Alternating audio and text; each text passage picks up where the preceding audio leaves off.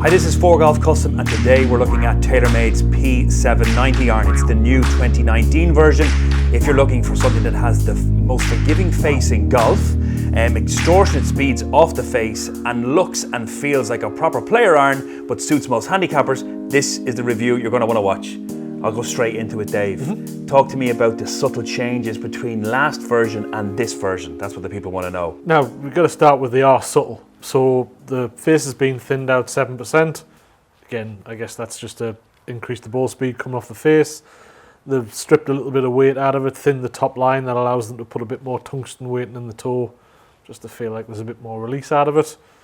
And then there's a TaylorMade logo rather than the word TaylorMade. So subtle. It's very subtle. Yeah. I guess the big question is, if there's subtle changes to this, is it better though? Is the shape of it better? I mean, there's talk of a slightly different sole. There's talk of a different toe shape.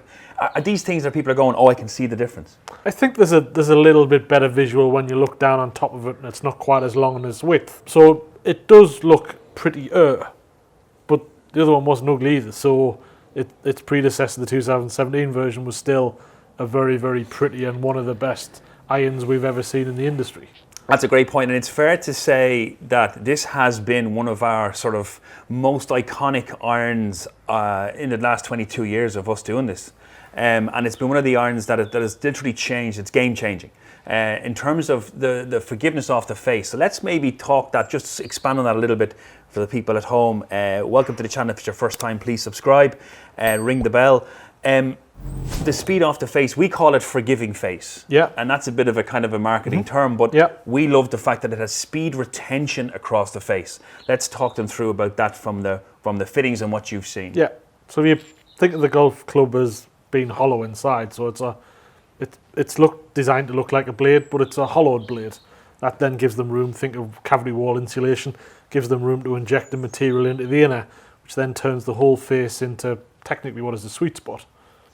So the material's quick, it bounces, there's loads of speed off the face. But unlike a traditional sweet spot that's quick out the middle and tapers off in speed as you go away from the center point, it tends to have equal speed, whether it's toe, heel, top, bottom. The retention of speed as you just described. And I think that's important because Tomo, who designed these, it was kind of like almost like an offshoot. They designed it to be quick off the face, and that's what the design was. The face is thin, it flexes into the foam, which is in behind the face, in between the cavity, and allows the face to flex without breaking. What he found though was, and this is the key point, is that the speed retention away from the center was much higher than ordinary clubs that are out there. So you got this sort of, normally where you'd miss it off center, say off center toe and you're swinging it right-handed, you drop in that greenside bunker. Yep. Now you're missing pin high. And I think that's the big key point behind this iron. Your misses are more consistent and they stay high and stay long. Absolutely. Okay, another question then. If I bought the last year's version or the 2018-19 version and I'm looking at the 2019-2020 version, is there any reason why I should take this on or change to the newer one?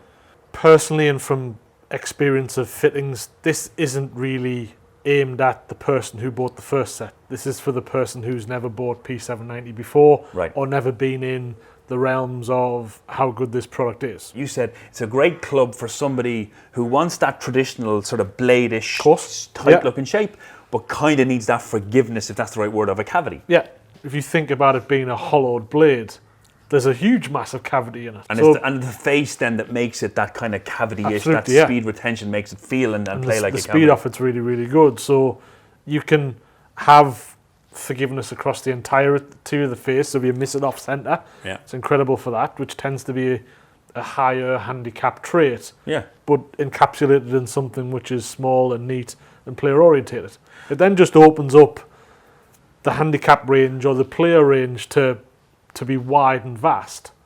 The only kind of people who might struggle with it are the really quick, really strong hitters, because you don't necessarily need it to go that quick. It then gives you all sorts of problems with gapping and wedges, and your pitch and wedge goes miles, and then how do you gap it up at the back end? Which is golden nuggets from Dave there, and the difference here is the information you're getting, not about the tech and also about how it plays, but also who's it for. That's a really important part of what we do. What are the key things you've seen then that maybe people need to be aware of now that we've had, I guess, the P790 naming franchise for the last year, that people need to be aware of? Well, I mean, it goes from 2 iron in the UDI and it goes all the way down to gap wedge. So that gap wedge at the bottom end at 50 degrees, that is mustard. That is the club that you would drop a longer iron out to fit in, because the pitch and wedge goes miles, and you're going to have to fill that gap, because your traditional wedging, yes, it's going to have to come stronger to just even to get the sand wedge up to anywhere near the gap wedge. So your 56-60 will be 54-58, but the gap wedge at 50 on this product will be quick off the face. So golden point there. So almost dropping out the 4-iron, folks, and bringing that gap wedge into the set. Very important to understand your gapping. Be careful about your wedge descriptions. You're going to have to go with 50, 54, 58 because of the way that this is set up. Just give us a quick then on the shafts. What are you using and what are you liking most? Again, because of the forgiveness of the face and the retention of the speed, you have a really, really wide shaft range. There's very little things that don't work with it. I guess with it being a speed product, lightweight products like Nippon 850, Modus 105, they tend to work really good if you're looking for a speed. You can use weight if you're trying to rein in how far it goes. So for the better heavy player. Project X's, LZs. We've got that Tour concept as well that we're using. Absolutely, that TC yeah. product is great. And also I'll do the link to that 850. We did a review on Nippon and the best heads that go with it. We found Nippon 850 goes really well with this P790 franchise, so I'll put a link to that down below. I think I'll also put in a link there about the other iron as well that we've used, the last year's model. We've done a review on that. You'll be able to check that out as well.